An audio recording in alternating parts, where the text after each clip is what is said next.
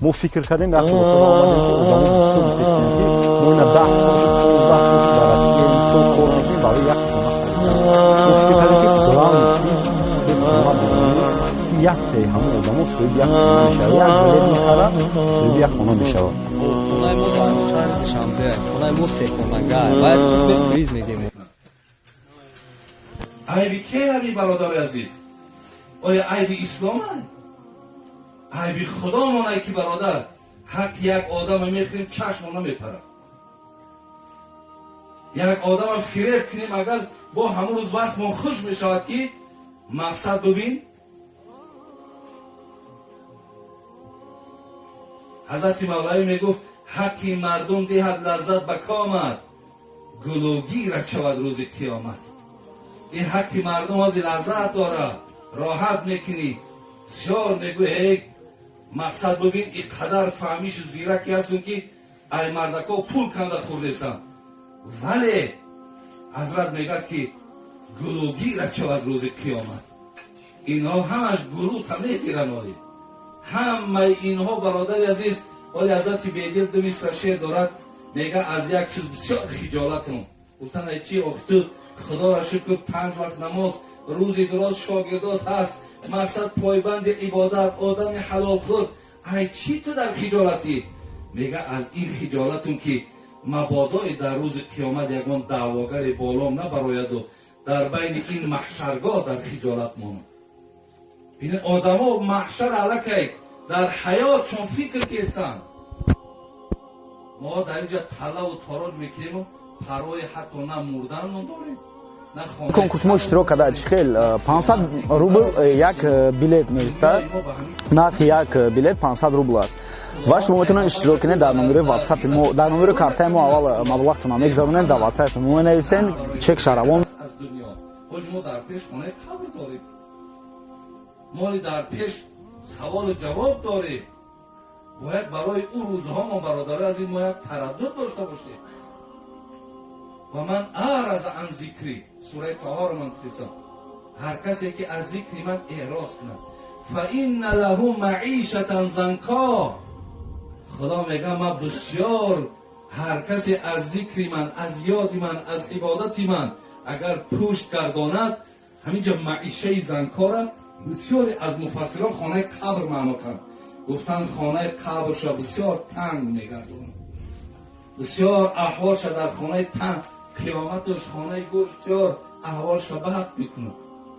و نحشره یوم القیامت اعما، بروز قیامت نگاه وقتی ای قبرش که بلند میشود چشماش نمیبینه. تصور که دنیا در تو بینا بودی ولی از قیامت چشمات نابینا میخیزد. الله میگه که بعد این بنده را بین با چی میگه؟ قال ربی لما حشرتنی اعما و قد کنت بصیرا. میگه خداوندا ما در دنیا چشمهای بینا داشتم، چرا در اینجا نابینا شدم؟ نحشره یوم القیامت اعما قال ربی لما حشرتنی اعما و قد کنت بصیرا قال كذلك آتتك آیاتنا فنسیتها و كذلك اليوم تنسی. الله میگه که ما در دنیا حقیقتا برای تو چشم داده بودم، بینی هم داده بودم، زبان هم داده بودم، چشمای بینا هم داده بودم، ولی تو ما را فراموش کردی. در دنیا تو بار همه بیادتون رو میزدیم. الحال الله مهربان میگه اینجا ما تو را علک فراموش کردگیم. مراد از فراموش کردن برادر عزیز، خدا که فراموشت کرد، خدا که این نظر رحمتش که دورت کرد، دیگر گفتی امو صاحب مسلک المتقین میشود. دیگر بسیار احوالت بد میشود. وای به حال میگه قطره آب، یکی وای به حال امو انسانی که وقتی خداوند در اون میدان او را فراموش کنه. زیر لحاظ برادران عزیز، از همه شما من خواهشم همین است که حرکت کنید که از گوش کردن، از شنیدن خودتون دور نکنید که با گفتی این عزیزای خدا، با گفتی قرآنمون، با گفتی پیغمبرمون در او ایران کمی برویم. برای چی میگن که بترس از کسی که نمیترسه ای خدا. ای خدا که نترسید برادر عزیز، این در همه کار قادره. همه کار انجام میکرد.